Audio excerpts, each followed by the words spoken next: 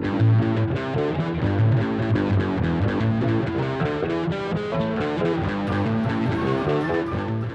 everyone, and welcome to another Dwarven Tavern video.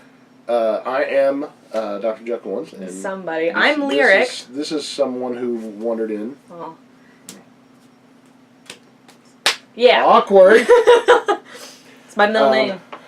It's no. I'm sorry, you were not adopted. And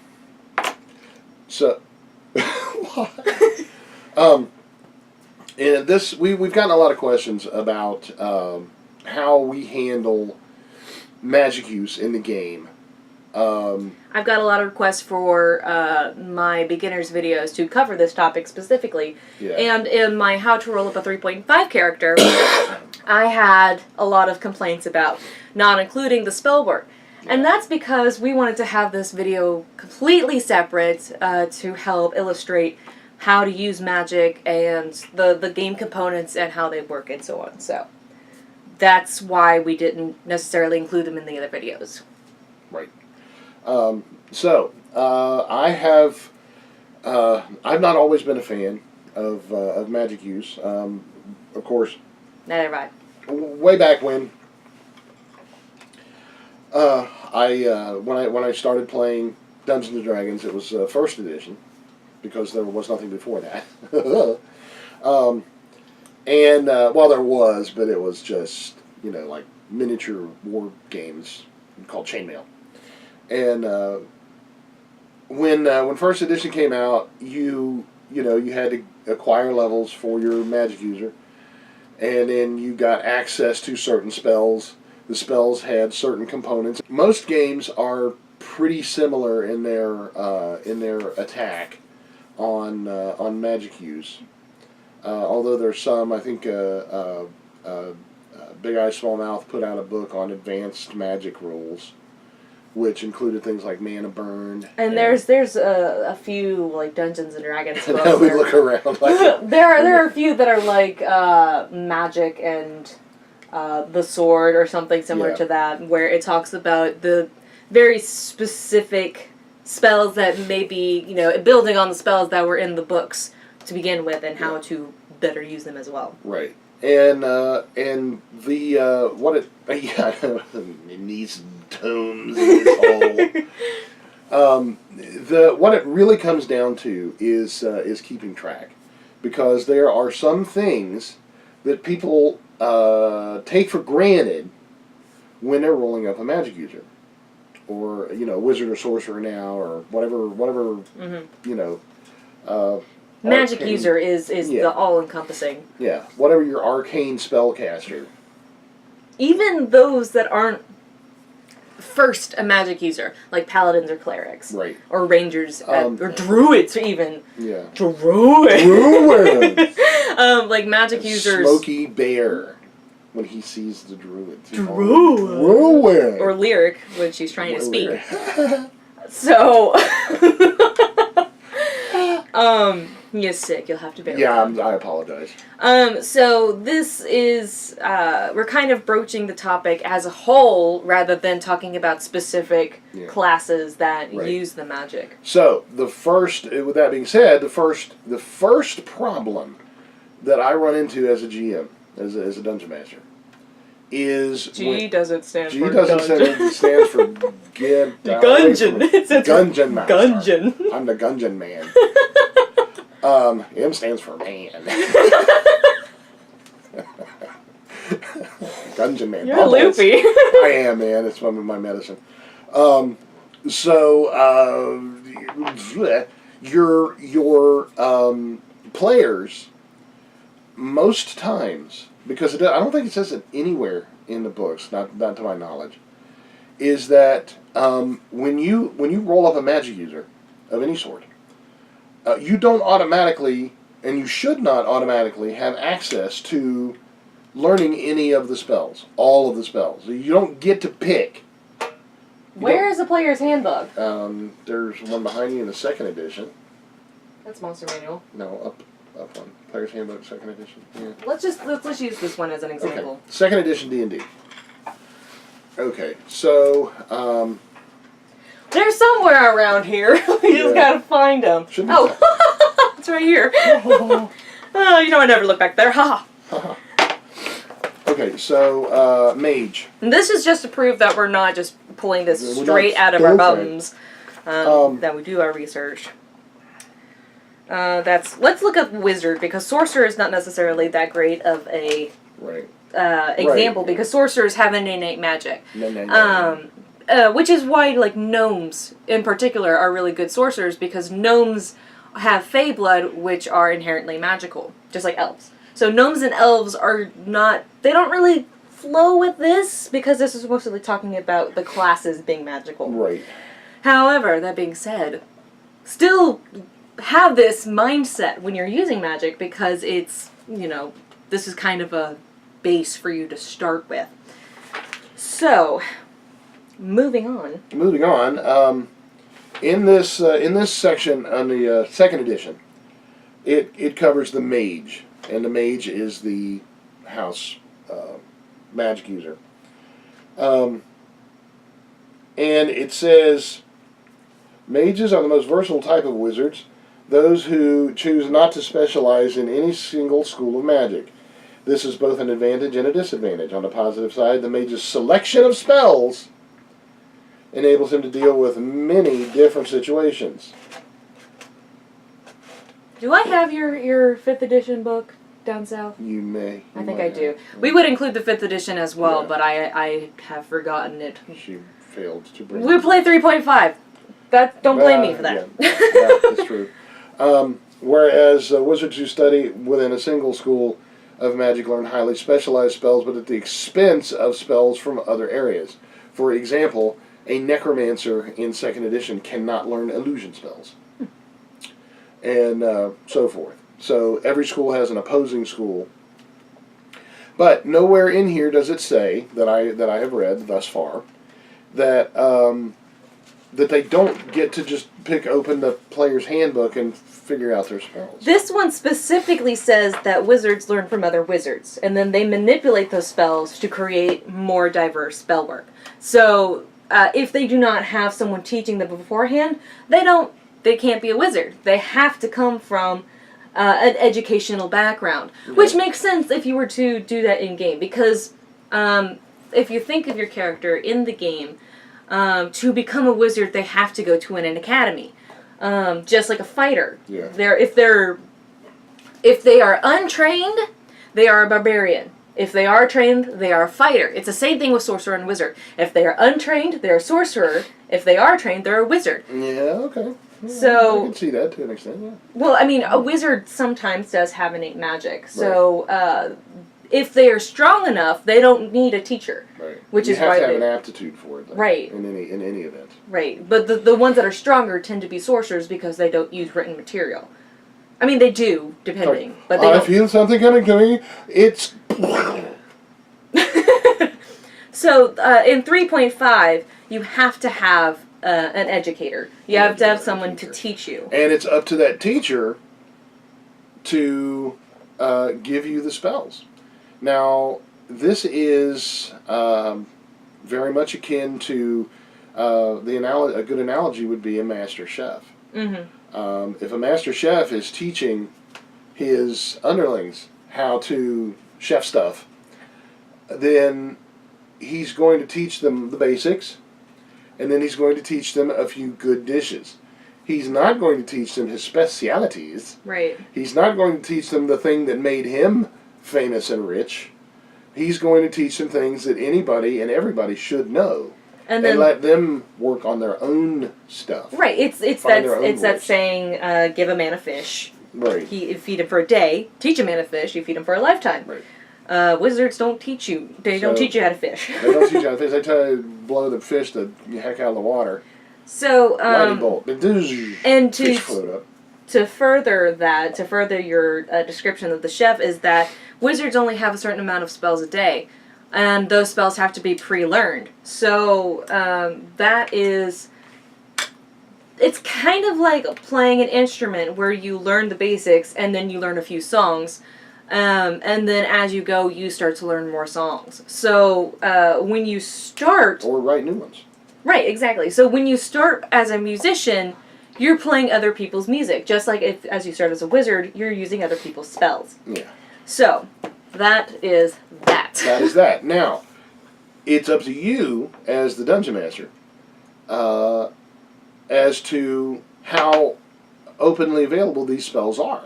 That could make an incredibly cool campaign.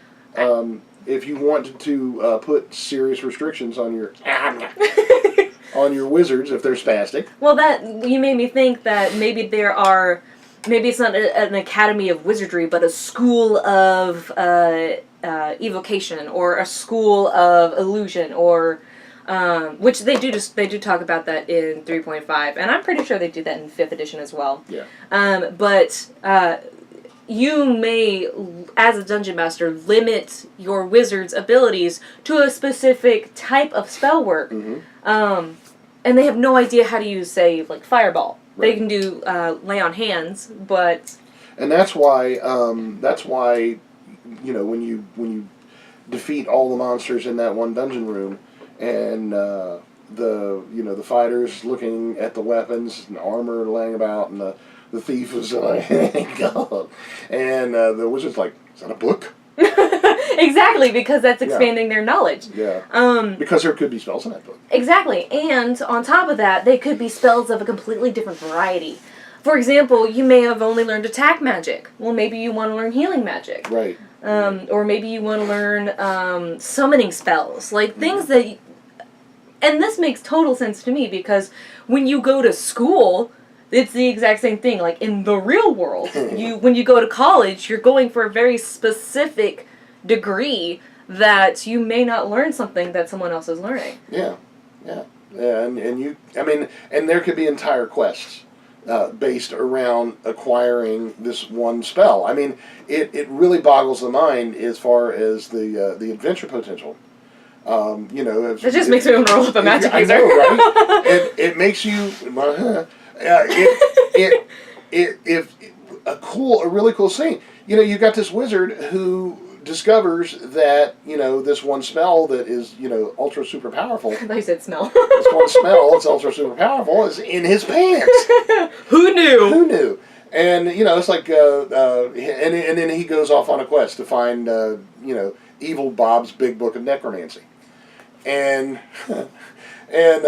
so it adds a lot, and that's the whole point. It makes it add to the game, and these could be side quests, you know, because the thoughts of spell books being for sale in merchant towns. I like that, and I don't like that. Well, it could be low level spells, like first level spells, cantrips. Black market spell books. Black market spell books get you killed. It'll get you killed. I got a book for you. Chances are it's going against your alignment. And my cousin's garage, he's got a book over there that'll curl your toes and make her cough.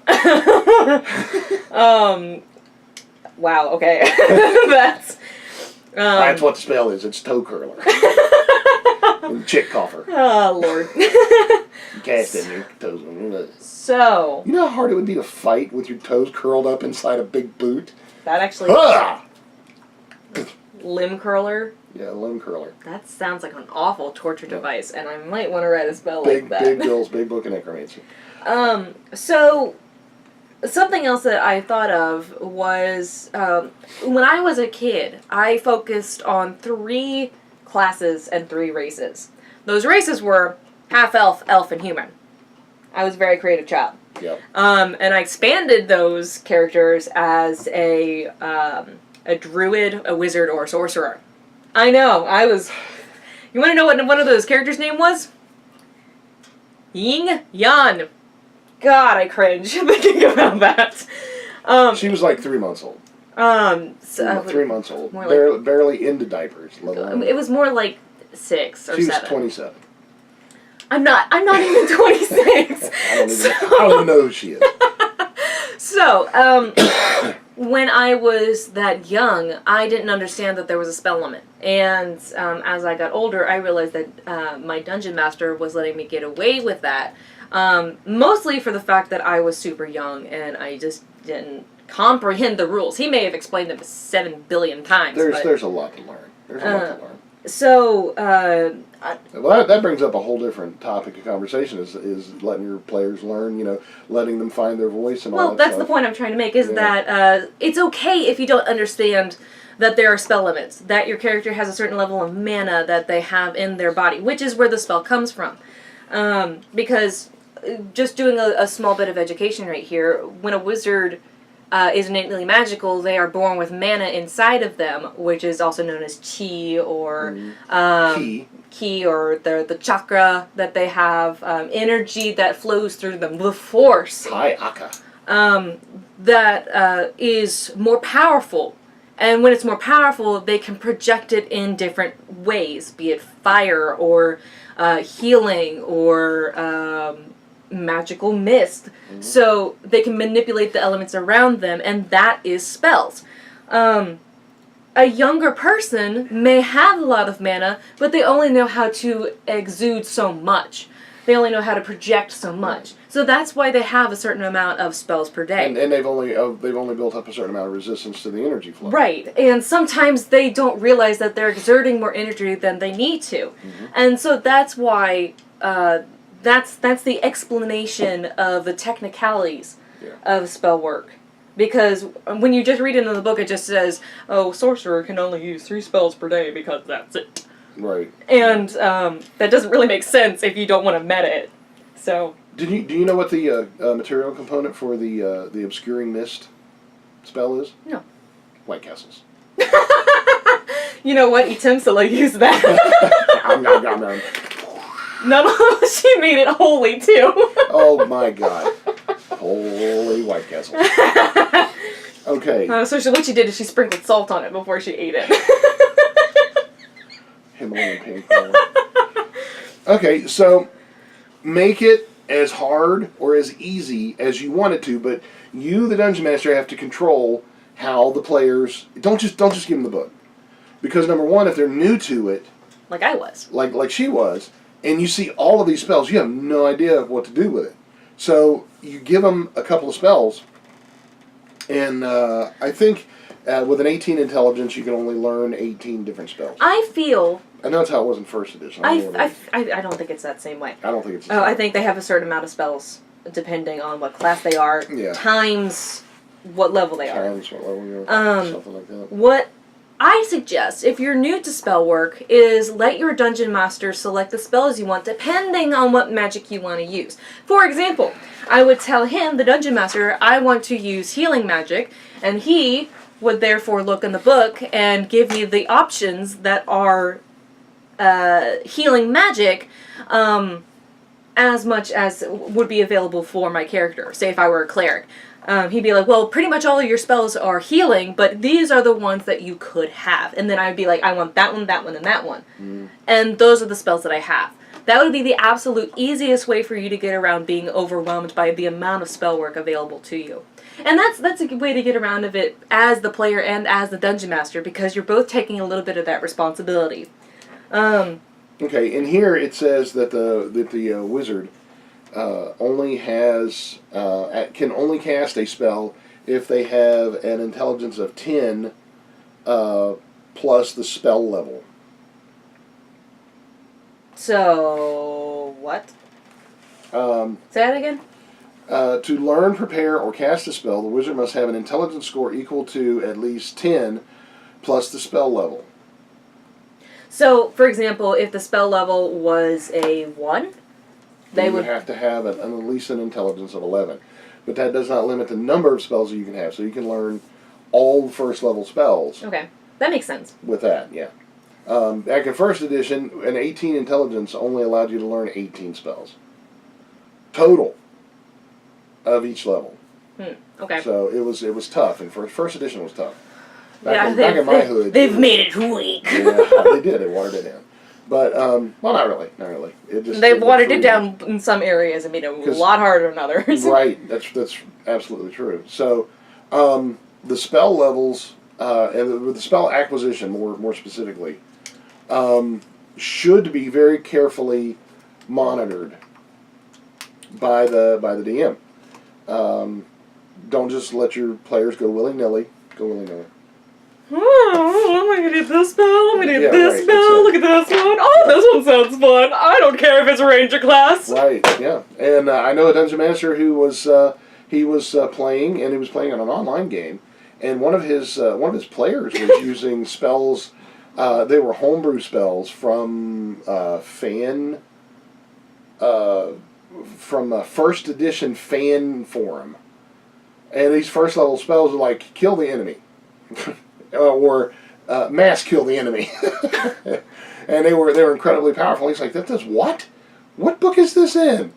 And then he told him, he's like, oh dude, no, I can't allow that. That's So I can see that to some degree. Like if you come up with your own spells, they can be used within reason. For example, perhaps I want to have a spell that makes everyone's blades just a tiny bit sharper. It adds a +1 to every bladed weapon. I feel like that's within reason, and I can only use that once a day. So I feel like area effect spell sharpen, which I mean, or maintenance. Whetstone. Yeah, and you can only whetstone. use it once a day. So even if that was your only encounter, then that saves everyone's butts. However, That's if you're actually going really cool, magical dancing. The material component. Sorry to interrupt you, but this is really cool. The material component is an actual whetstone, and you put some blessed oil on it, or magical oil of and you cast a spell, tell everybody to get their weapons out, and this whetstone gets up and it dances around and it sharpens. Or everybody's you blade. just take your own blade and you sharpen it, and that creates like a sonic, a very sound wavy type of. Yeah. I'm envisioning this in a movie. Yeah, no doubt. So that's actually, I'm gonna write that down. Write that down. So that I would only say that's a +1, just to make it like, okay, it's for everybody, but it's not that much. Or and the other way, another way that I would have often limited things is make it a higher plus, but for fewer. Right. For fewer rounds, like it can be up to +5, but only for 3 successful hits. So the spells you can create yourself are more malleable, and I feel like within reason the Dungeon Master would be like, yeah, that's fine. I don't think it's cool for the Dungeon Master to be like, no made up spells, because there are some really cool. And if you think about it, all the spells are made up. So someone somewhere made these up. So I feel like having some house spells. Betrayed. Having some house spells is not that. It's not going to be that detrimental to the game. Dobby can cast a spell. Dobby's free now. God. +1 area. The other thing that we wanted to look How do you at. spell effect? EFFECT. I put the T in the C. +2 area effect. Power escalation is a big problem, especially with Taverneer Ian upstairs. He abhors the current system of magic because wizards start out, in his words, weak as fuck, and then somewhere along the line they become demigods with the ability to snap their fingers and kill whatever comes along, which is pretty much true. So how do you deal with that? I don't know. It's a thing that you have to take with a grain of salt, and either give. Well, the thing is, I think a lot of that could be that could be what's the word I'm looking for? Moderated or mitigated. I would have never thought of that word. That's the word, mitigated. A lot of that power escalation problem can be mitigated by a careful selection of spells made available to the players by the Dungeon Master. So the Dungeon Master says, well, the teacher, upon graduation, you get this book of like 5 spells, or 6 spells, or you get a handful of scrolls. A handful of scrolls, or a small diary and a fruit roll-up. Or, upon graduation, you have completed your spell book over the spells you've learned during class. Exactly. So, and then it's up to the dungeon master. And then, like, your graduation the graduation ceremony is you threading the book together. Yeah, That's cute. I like really that. Cool. So yeah, and so then as time goes by, the dungeon master has to keep track of the spells that this magic user has to keep him in the fight at first at lower levels, and then under control at higher levels. And that's all on the dungeon master. That's all on you, buddy. And that's men and women both. I feel You're all like my buddies. I feel like as a magic user, it's very important to for the DM to. I mean, we've mentioned this all the time, but do your research, because if you don't understand magic at its basic components from the books, I'll say, then it's. And I mean, you can actually use real-world sources, because there's a lot of explanation about how magic works in day-to-day life. Not necessarily to the exaggeration of magic in the books. Fireball! But, like, the magic of pouring just the right amount of coffee in your cup. Or the magic of just barely missing that truck that stopped too soon. Yeah. There's innate magic in the world around you that you can learn from to Absolutely. It's using all about your books. it's all about intention. Mm-hmm. Your intention, what you believe and what you intend to do, has an actual physical effect on the real world. Not as dramatic as the friggin' rope trick or Leoman's tiny hut. It's very important to remember that magic was a word to describe science that we did not have an explanation for. Right. Alchemy was science that we just didn't quite understand. Alchemy is a form of magic, and we still refer to alchemy as its own separate thing, when in fact, we know that fire turns certain color because of a certain element put in it. Before, we had no fucking clue about any of that. And now we have fireworks. Right. So if you want blue, you put in cobalt or iron. If you want silver, you put in aluminum. If you want green, put in copper. Yeah. So that was alchemy. That was mysterious magic, and I think it was Arthur C. Clarke. Don't quote me on that, or leave in a comment who it really was who said it. But one famous author said that magic. No, he didn't. He said technology at a sufficiently high level is indistinguishable from magic. Yeah. So that's my greatest explanation for magic in the real world, is that things that happen that you can't quite explain does not mean that there isn't an explanation behind it. It just means that right now it doesn't have an explanation, and therefore it can be classified as magic. Yeah. Up until the point that you can't have a scientific explanation for it. Yeah. Neil deGrasse Tyson, he was having an argument with someone online about the presence or not of God, and they said, if you can't explain it, God did it, and he's like, I'm sorry, but I would rather not have my God be depicted as an ever-receding cloud of ignorance. Bravo, sir. Well spake. And that is true. So, monitor your wizards and what they have. Now, if they want to share books and stuff with each other and stuff like that, go for it, man. Just, think about the best way, I'm totally stealing the topic, but the best way to think about how your wizards would work is to pretend to be one. Role play it. Who would have thought in an RPG have your characters, like, what would you do in school? Would you share notes? Yeah. Absolutely. If there's an open book it depends on the benefit. If there's an open book group exam, hell yeah, you're gonna form a group and share notes. When I gave tests, when I was teaching classes, all my tests were open book. And open friend and open telephone and open internet. Because Google, in the real world, and even in the real world of gaming, they have to find the solution no matter how. Right. There's no such thing as cheating in the real world, both in this game and the real world, because you're given a problem by the boss or DM in this situation, and they say, get it done, I don't care how. They do not say, but you have to do it from memory.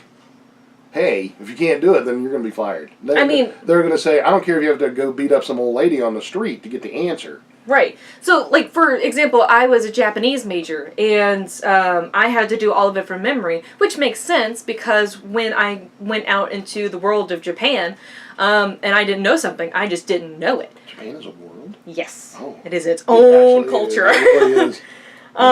So when I was interacting with Japanese people, I had to recite these things from memory, and a lot of it I still recall, but there were sources available to me that I didn't have in the classroom. That's the exact same thing for wizards. They can look up, like I looked it up on my phone. I had a dictionary open constantly, just for like, I want that, how do I say that?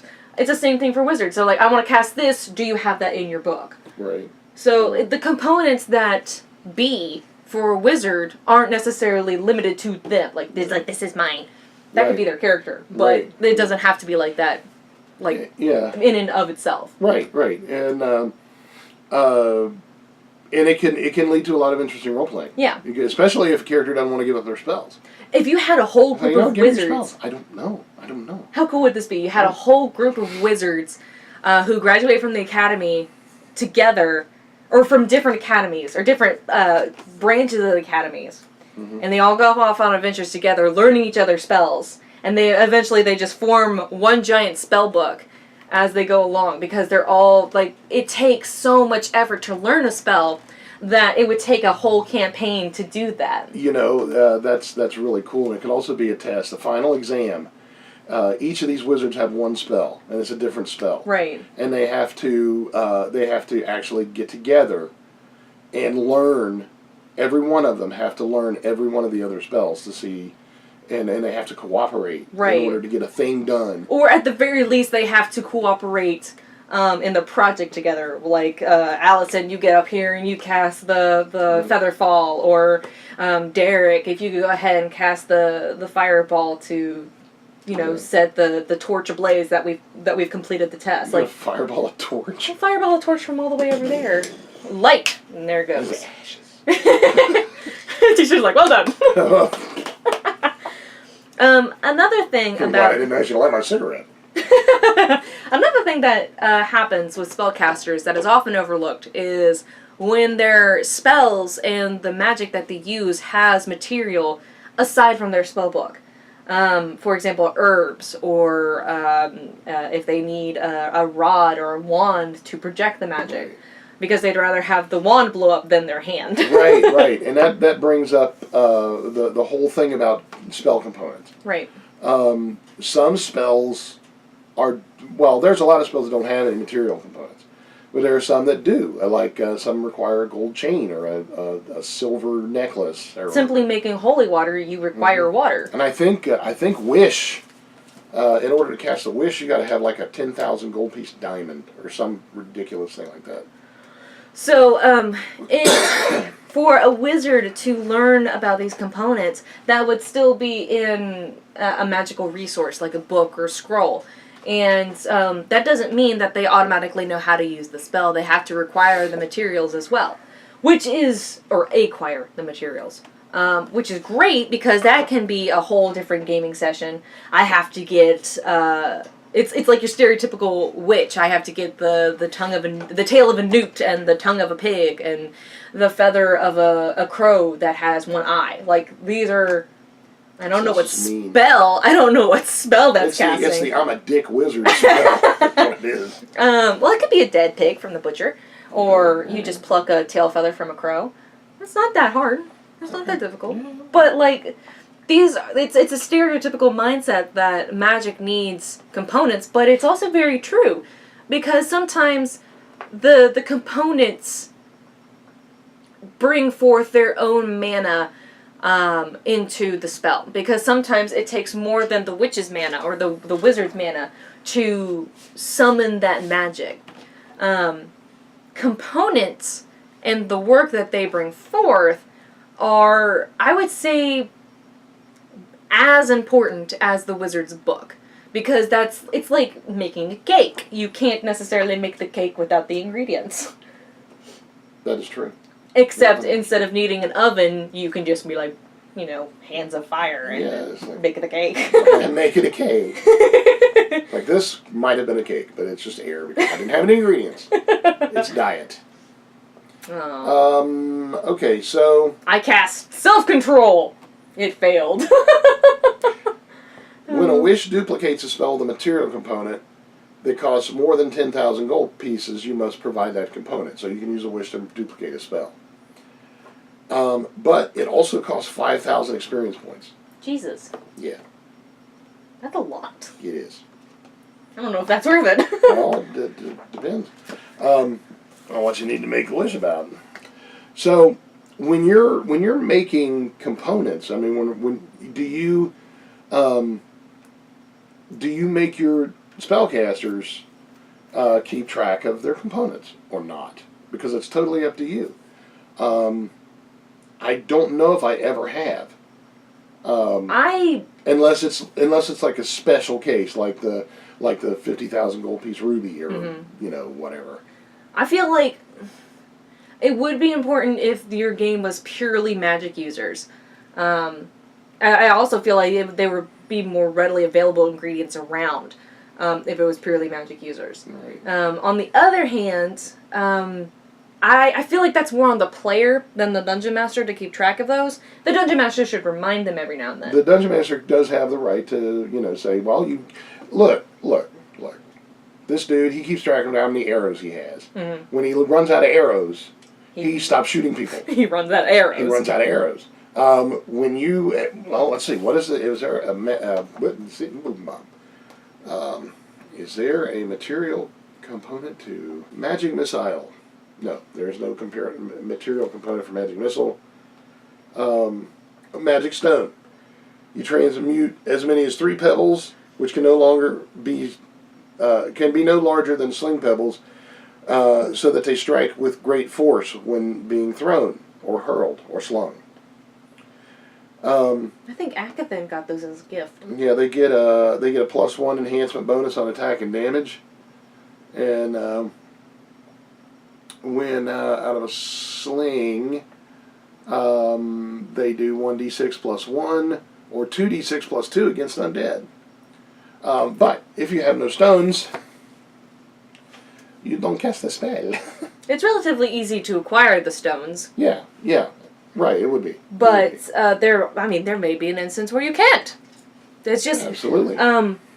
I feel like it's not necessarily important to keep track of it in downtime, but in the moment, if you don't have it, you don't have it. Right. So yeah, and in my rules, if you don't have it written down, you don't have it. Right.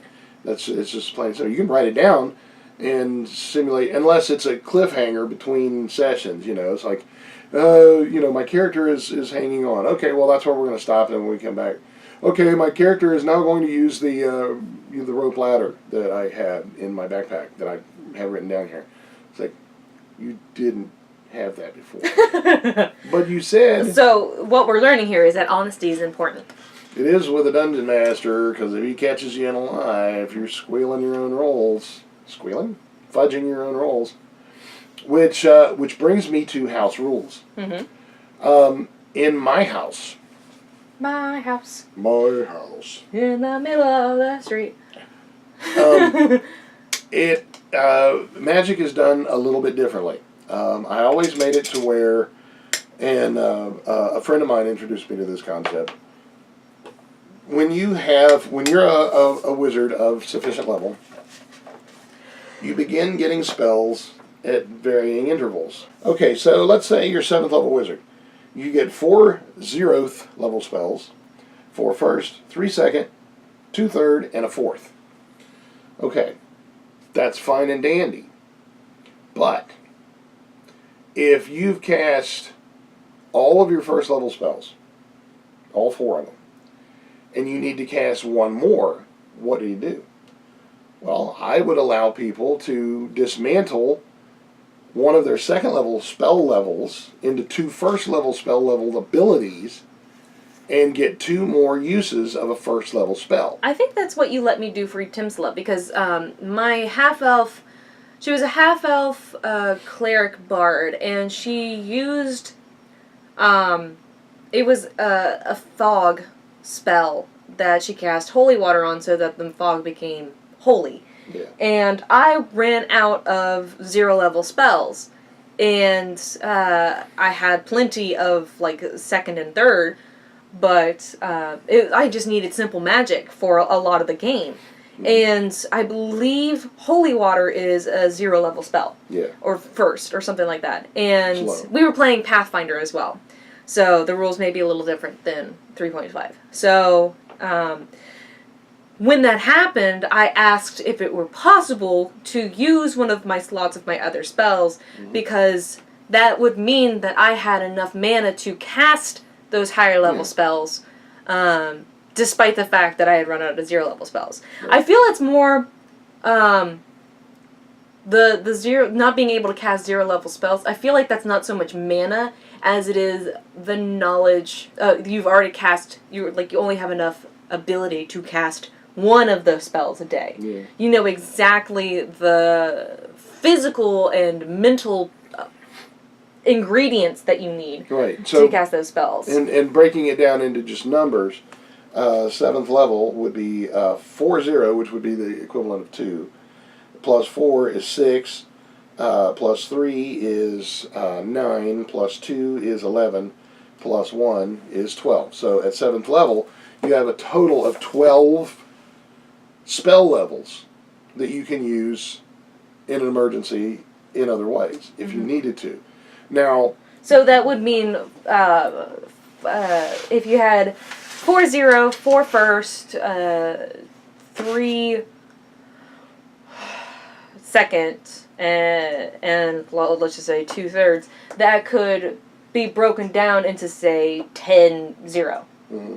Because you would be able to break down the spell components of the higher level spells in order to cast.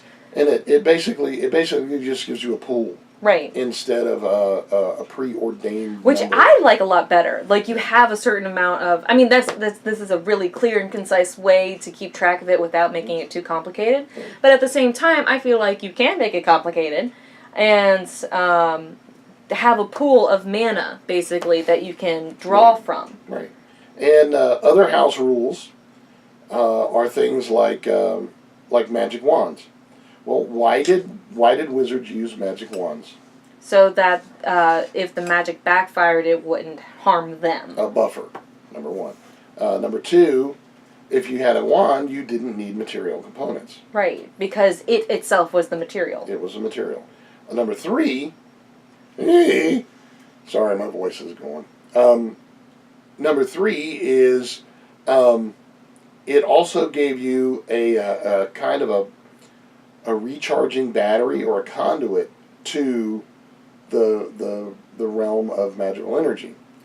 So, just depending on the power of the wand and how much crap you had to go through to acquire it, you could get a wand that would let you cast spells almost limitlessly with no material components necessary, that was incapable of sustaining you magical fumbles. Right. So that would have to be, that's like Herculean level of quest to acquire. That's like your master is. You're on the battlefield, and your master is dying, and you're the last one of his students to survive, and he's like, "Here, I give you my wand," and then he passes away, and suddenly you're like, "Oh my God, I've got so much magic!" Right? Yeah.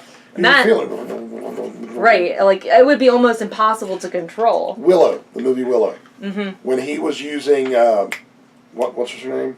Eldora, or I'm so sorry. Elfdora? I know what you're talking about. Yeah, the old lady, the wonderful actress. I can't even remember her name, but I'm thinking Nymphadora. I am a beautiful woman. And then she came out. She's like, "Oh dear, years have been cruel." And he had to cast a spell with that wand, and it was burning his ass up. Mm-hmm. It was burning him up alive, man, because he was casting a spell that was too high for him to cast. Which is why there are spell levels to begin with. Yeah. So all that stuff is possible if you just use the numbers creatively and think outside the boundaries, because it's magic. Right.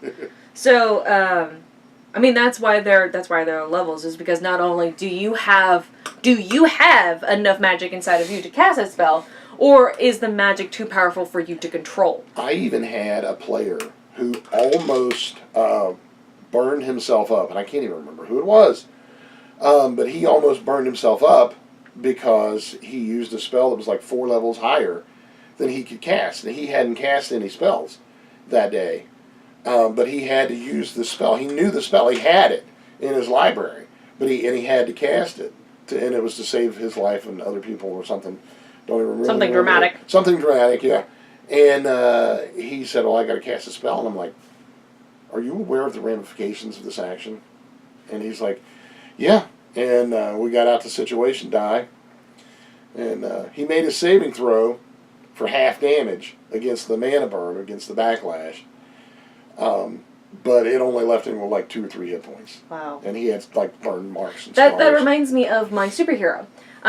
It was a superpower, not necessarily magic, but it can't translate. Sure. What happened is that we were in the middle of a quest, and my superhero was basically a Valkyrie, and she had the ability to lay on hands. She could bring people back from near death. And we came across this Promethean who was, I think it was Non-Man? Yeah, Unman was the one who was put together correctly. Right, so Non-Man was his brother and put it together wrong. And as a healer, I was able to tell this. While my siblings, in-game and out-of-game, they were my siblings playing my siblings, they were like, "Oh, he's evil, we must kill him," and I'm the only one that was able to notice that, he was just acting out from pain and not from aggression. So... Well, that was one of your superpowers, wasn't it? To see what people were going through, it was like empathy? Or Yeah, like that? yeah. So, when we fell down an elevator shaft, and he was stuck on the bottom of the elevator, basically. All of the rebar coming out and keeping him in place. And my siblings were like, "Come on, we gotta go." And I'm like, "No, I feel too much." So I go over to him, I lay my hand on him, and I'm able to see all of the components of his body that are misplaced. And, used incorrectly, where nerve endings are ending too abruptly and when they're just fried, and what part of the metal in his body shouldn't be there. And I had the ability to fix him, basically. I had the ability to put all of the components where they're supposed to be to the best of my abilities for a Promethean character. However, if we're using this as a magic user in explanation, this was a high level, and I was not. So I did not have the mana to do it. However, I was the god's daughter. I was Odin's daughter, so I was able to call on divine intervention to help me out a little bit more than I was able to. As I was healing him, my body decayed because I was sucking the energy and the mana out of my body. I was killing myself to fix him.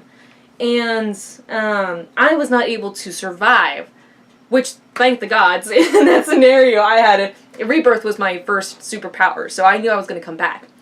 I had never died in this way, so I was unsure of it, but I'm like, I will do my best to heal him because it's not his fault. So, I came back, and when I came back, I had basically leveled up as a wizard. And in doing so, I had, I was reborn as a completely new person, someone who was better and learned from my past mistakes. And I had so much more mana inside of me because I was reborn as, it was like the final rebirth. I was reborn finally as the Valkyrie, with Gungnir in my hand and wings on my back. Riding down on Sleipnir, and boosh! I was like, "Man, you're healed," by the time I came back, because my mana level had like tripled in size by the time I came back. And that was a very emotional game for me. It really was. It was so emotional. Because it was torturous for my character to see the torture he was in. Yeah. Because she was a very empathetic character, and I'm a very empathetic person.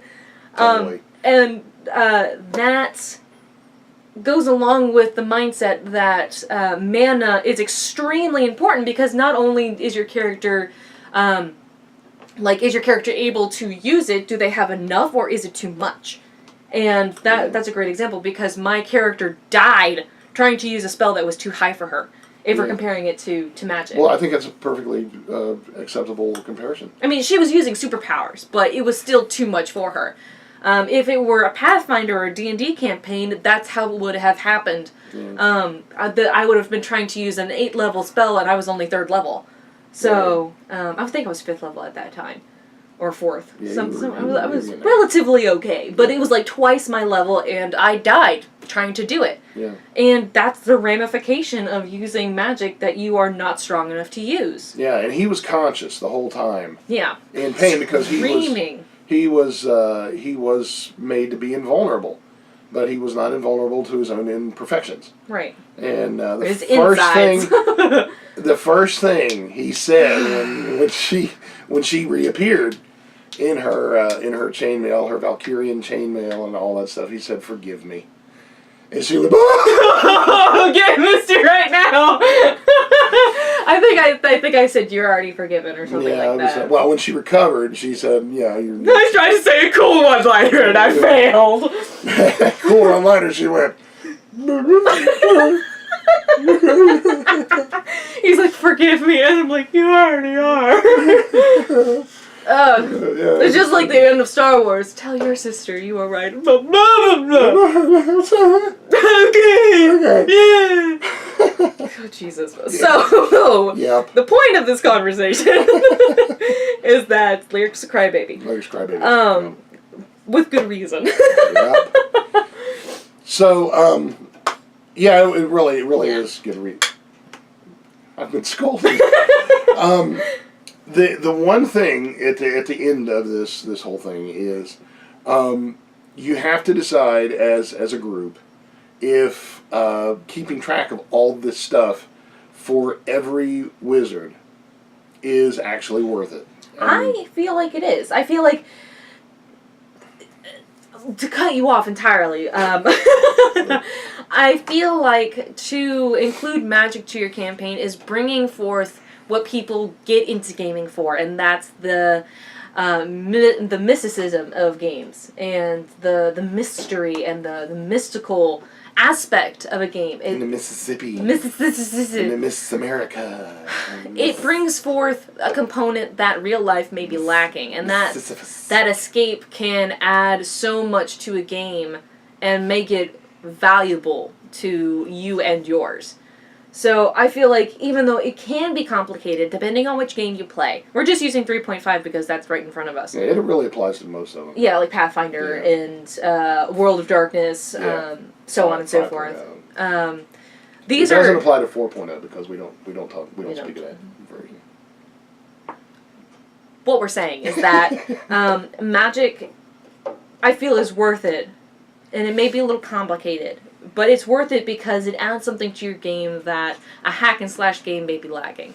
And while it's easier to perform magic in, say, video games, someone had to do the complications of that math somewhere else for you. So yeah, there's a couple games that you have to get the runes and put them together and. Yeah, like when you're learning dragon speak in Skyrim, you've got to learn the individual runes in order to do the the actual learning the actual spells is a side quest on its own, or the full quest itself. Right. So in order to put magic in its place, you have to bring it to the foreground. Mm-hmm. So what I would suggest, if you want to include a magic user in your campaign, maybe start off with a solo campaign to understand the magic component itself. Or, at the very least, read it. Read about it in the books, because when I was a child, I didn't.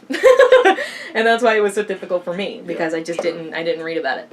So, I don't think it's too much work if you want to use it. It's too much work if you're just casually interested in it. Yeah. But that's true for anything. Yeah, and I have a lot of players who don't want to mess with anything. Mm-hmm. They want to play, especially one friend of mine who plays a barbarian, period. And he doesn't use rage or anything. He just wants something with hit points and a weapon of some sort, a sharp spear or something, and no magic, no keeping track of any bullcrap, as he would say. And that's fine if that's my whole everything that I've said, especially for all those of you who dissed my review of the Dungeon Crawl Classics. I didn't like the game. That's my opinion. If you don't like it, that's fine. Make your own review. You're making me curious, and I want to check it out. Well, you're more than welcome to it because I'm never going to look at it again. I didn't like it at all, as you may have guessed, and that's fine. That's my opinion. If you liked it, though, I'm not telling you not to play it. I want to make that 100% clear. If you like it, go for it because that's your voice. When you find your voice, you go for it, and if that's what makes you happy, that's what you do. Don't try to make me play it. I'll kick you. Oh, it's fine. That's not very threatening because he's got really stubby legs. So don't worry about that. I can't kick very hard. With that being said, take everything that we've said with a grain of salt. Yeah, we've rambled, so there's a lot to absorb or digest. Abjest. Disorb. Disorb, the uncanny. the osmosic. Take what we said with a grain of salt and make your own decisions and have fun. That's the whole point of everything, is just to have fun. And so I think with that being said, we are the Dwarven Tavern. I am Lyric. I am Dr. Jeff Goins. And on behalf of the whole cast and crew of the Dwarven Tavern, we wish for you to want for nothing but adventure. Nothing. And at first I feared it, then I charged. Thank you guys so much for watching, and we will see you next time.